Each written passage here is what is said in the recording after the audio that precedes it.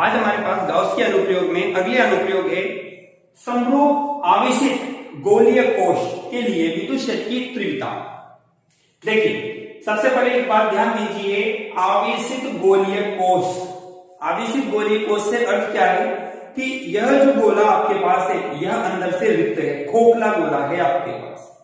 तो इसके लिए हम तीन स्थितियों के लिए विद्युत क्षेत्र की तीव्रता ज्ञात करेंगे।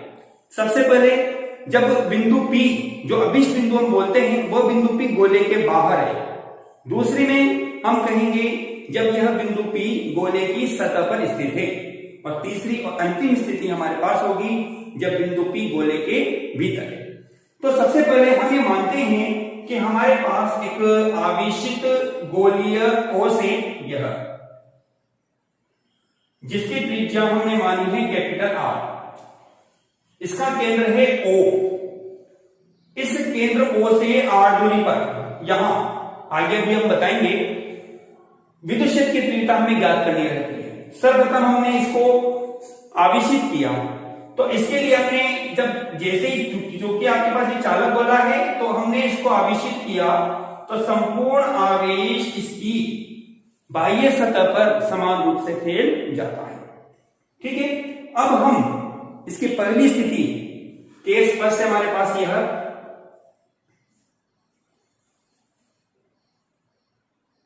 जब small r greater than capital R है। देखिए इसका अर्थ क्या है, स्मॉल r वह दूरी है जहां बिंदु P स्थित है, कैपिटल R गोले की त्रिज्या है। तो हमें यह दिया गया है कि बिंदु P को यहां गोले के बाहर हमने रखा है, जिसके केंद्र से दूरी हम दर्शा सकते हैं स्मॉल r के रूप में। यह आपके पास स्मॉल r है। तो जैसा कि हम जानते हैं सर्वप्रथम बिंदु P को परिबद्ध करना होगा, एक गाउसीय पृष्ठ की आपके द्वारा कल्पना की जाएगी।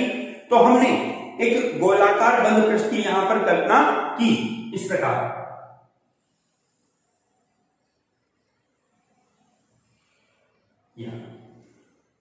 अब इस काल्पनिक बंद पृष्ठ के लिए हमने एक अल्पांश का चुनाव किया। यह मतलब इस संपूर्ण काल्पनिक पृष्ठ को विभिन्न समान अल्पांशों में हमने बांट दिया। किसी एक अल्पांश का, यह बिंदु P पर जो अल्पांश हमारे पास है, इस अल्पांश का क्षेत्रफल हमने मान लिया dA है। और क्योंकि धनात्मक आवेश है, धनात्मक आवेश के लिए विद्युत क्षेत्र की तीव्रता की दिशा भी बाहर की ओर होती है और अरीय दिशा होती है, जिसको आप त्रिज्य दिशा भी कह सकते हैं। इस प्रकार से यहां थीटा इज इक्वल आपको बनेगा कितना, 0 डिग्री। अतः विद्युत फ्लक्स की परिभाषा को हम यहां लागू करते हैं, तो विद्युत फ्लक्स की परिभाषा से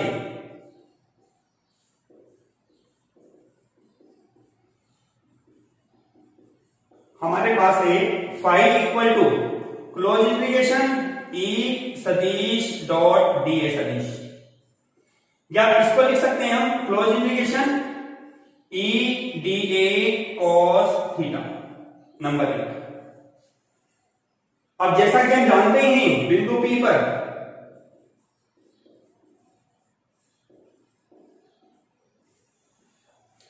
क्या होगा, E और dA दोनों ही की दिशा में, इसलिए theta is equal to 0 degree. E समानांतर है dA, तो थीटा इज इक्वल 0 डिग्री और हम जानते हैं cos 0 डिग्री बराबर होता है 1। अतः अपने को मिलेगा, समीकरण का उपयोग किया, फाई बराबर E को समाकलन के बाहर लिया जा सकता है, पता है, क्योंकि गाउसीय पृष्ठ के प्रत्येक बिंदु पर विद्युत क्षेत्र की तीव्रता एक समान होती है। तो फाई बराबर E बाहर close integration dA cos theta की जगह 1 हो जाएगा। और जैसा कि हमें पता है dA इस गोलाकार पृष्ठ का क्षेत्रफल है और गोलाकार पृष्ठ का क्षेत्रफल होता है 4 पाई r स्क्वायर, क्योंकि यहां r स्मॉल r इसकी त्रिज्या आएगी बाहर वाले गोले की। इसको हमने लिया समीकरण नंबर 2। अब हम गाउस का नियम काम में लेते हैं। गाउस के नियम से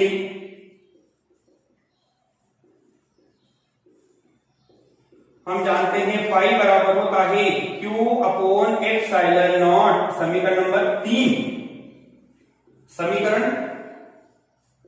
2 व 3 से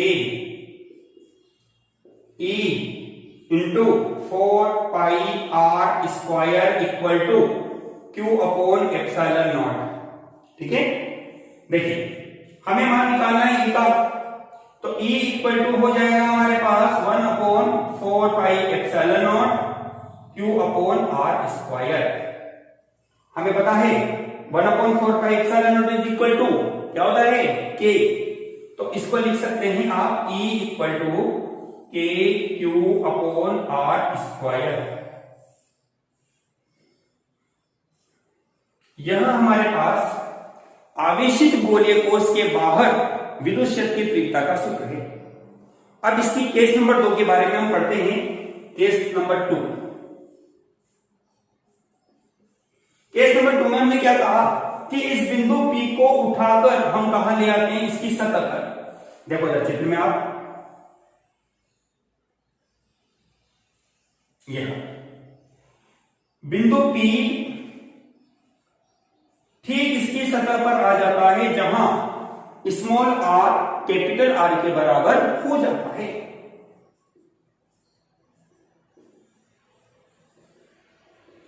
तो देखिए ऐसी स्थिति में आपके पास क्या बनता है, जब स्मॉल r बराबर कैपिटल R है तो आप क्या करिए, समीकरण नंबर 4 जो आपने प्राप्त कर रखी है, स्मॉल r बराबर कैपिटल R रख दो आप, तो आपको मिलेगा E बराबर होगा KQ अपॉन कैपिटल R²। यह समीकरण नंबर आती है नंबर 5। देखिए किसी आवेशित गोलीय कोश के लिए विद्युत क्षेत्र की तीव्रता उसकी सतह पर सबसे अधिकतम होती है। क्यों? देखिए हमने पढ़ा भी है यहां पर कि जैसे जैसे दूरी बढ़ेगी तीव्रता कम होगी। आपके पास जब बिंदु P बाहर था तो तीव्रता ये थी, अब आप बिंदु P को अंदर ला रहे हो, गोले के पास ला रहे हो, मतलब R के मान में कमी कर रहे हो आप, तो R के मान में कमी करने पर विद्युत क्षेत्र E का मान क्या होगा, बढ़ेगा। तो इस प्रकार से यहां सतह पर यह तीव्रता आपके पास क्या बनेगी, अधिकतम होगी। ठीक है स्टूडेंट्स, चलिए केस नंबर 3 हमारे पास है, अंतिम केस है यह इसका, केस 3, जब small r less than capital R है। इसका मतलब क्या हुआ, देखो चित्र में आप कि ये तो है हमारे पास कैपिटल R त्रिज्या का आवेशित गोलीय कोश। ठीक है, अब बिंदु P आपको दिया गया है इस गोले के भीतर, भीतर कहीं पर भी आप बना सकते हो, जैसे मैंने मान लीजिए यहां बना दिया है। चलिए गाउसीय पृष्ठ की कल्पना भी कर लेते हैं अपन। यह अब गाउसीय पृष्ठ जैसे हमने कल्पना की तो हम ये देखते हैं कि गाउसीय पृष्ठ के भीतर Q बराबर आपके पास कितना है, 0, तो E बराबर भी कितना होगा, 0। तो हम यह कह सकते हैं कि यहां चूंकि Q बराबर 0 है तो आपके पास phi इज इक्वल टू 0 होगा, इसलिए E बराबर 0 बनेगा। देखिए यहां हमने 3 केस पढ़े। गोले के बाहर विद्युत क्षेत्र की तीव्रता दूरी के वर्ग के व्युत्क्रमानुपाती है। दूरी बढ़ने पर तीव्रता घटेगी। जैसे जैसे बिंदु P गोले के केंद्र की ओर आता है, सतह पर आ जाता है, विद्युत क्षेत्र की तीव्रता अधिकतम होती है। और जैसे ही आप गोलीय कोश, ध्यान रखिएगा, गोलीय कोश के भीतर आते हैं, अंदर आ गया, तो अंदर आने पर Q बराबर 0 है, कोई आवेश विद्यमान नहीं है, क्योंकि संपूर्ण आवेश तो कहां है, उसकी सतह पर। परिबद्ध क्षेत्र जो आपने बना रखा है इसमें कोई आवेश नहीं होने के कारण विद्युत फ्लक्स का मान क्या होगा, 0 होगा। अब विद्युत फ्लक्स 0 है तो विद्युत क्षेत्र की तीव्रता का मान भी क्या होगा, 0 होगा। ठीक है स्टूडेंट्स, इस तरह से हमने तीनों केस पढ़े यहां पर गोले कोश के लिए। अब हम इन तीनों केसों को शामिल करते हुए एक ग्राफ भी बनाते हैं। ग्राफ किस तरह से होगा, देखिए आप,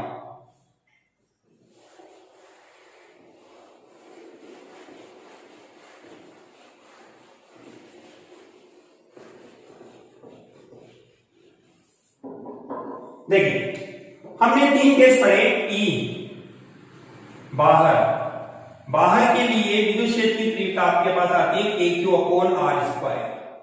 आप इसको सदिश रूप में लिखना चाहते हैं तो आप लिख सकते हैं E सदिश बराबर होगा KQ/R² इंटू RK। यह आपके पास है R greater than capital R, पहला केस था। सेकंड केस आपके पास था कैपिटल R बराबर कैपिटल R। E सतह पर आपके पास था KQ/कैपिटल R²। और थर्ड केस आपके पास था small r less than capital R। E अंदर, जहां आपके पास विद्युत क्षेत्र की तीव्रता थी 0। इसका हम ग्राफ बनाते हैं तीनों के लिए, शामिल करते हुए तीनों स्थितियों को। ये तो दूरी r के लिए, ये विद्युत क्षेत्र की तीव्रता E के लिए, और ये मूल बिंदु O के लिए। हमने ये माना कि यह स्थिति तो r less than capital R है। यह बिंदु गोले का सतह बिंदु है, जहां स्मॉल r कैपिटल R के बराबर होगा, और इस बिंदु के बाहर हम चले जाते हैं तो स्मॉल r का मान कैपिटल R से बड़ा होगा। ये गोले की सतह है आपके पास। जैसा कि हम देखते हैं यहां पर E प्रोपोर्शनल है 1/r², दूरी के वर्ग के व्युत्क्रमानुपाती। जैसे जैसे दूरी बढ़ेगी विद्युत क्षेत्र की तीव्रता का मान कम होगा। तो उस आधार पर यह ग्राफ क्या होगा, अति परवलयकार रूप में प्राप्त होगा। E proportional 1/r²। जैसे ही आप सतह पे आते हैं, ये E सतह आपको विद्युत क्षेत्र की तीव्रता अधिकतम प्राप्त होती है KQ/R², जो कि आपके पास है मैक्सिमम। ठीक है, यहां पर मैक्सिमम बन गया। अब जैसे आप अंदर आते हैं, यहां विद्युत क्षेत्र की तीव्रता E बराबर आपके पास कितनी है, 0। तो आपको यहां, क्योंकि दूरी तो परिवर्तित है, दूरी तो परिवर्तित है भाई। जैसे दूरी आप यहां से यहां यहां यहां इस तरह से आप आओगे, तो विद्युत क्षेत्र की तीव्रता आपके पास बनेगी इस लाइन पर, E बराबर क्या होगा, 0। ये ग्राफ आपके पास इस दूरी अक्ष के पर ओवरलैपिंग होगा। ठीक है, इस तरह से ये E बराबर 0 अक्ष को दर्शाएगा। ठीक है स्टूडेंट्स, इस तरह से हमने आज के टॉपिक में गोलीय कोश के लिए विद्युत क्षेत्र की तीव्रता का अध्ययन किया गाउस के नियम का उपयोग करके, और एक सम्मिलित ग्राफ हमने यहां पर प्राप्त भी किया।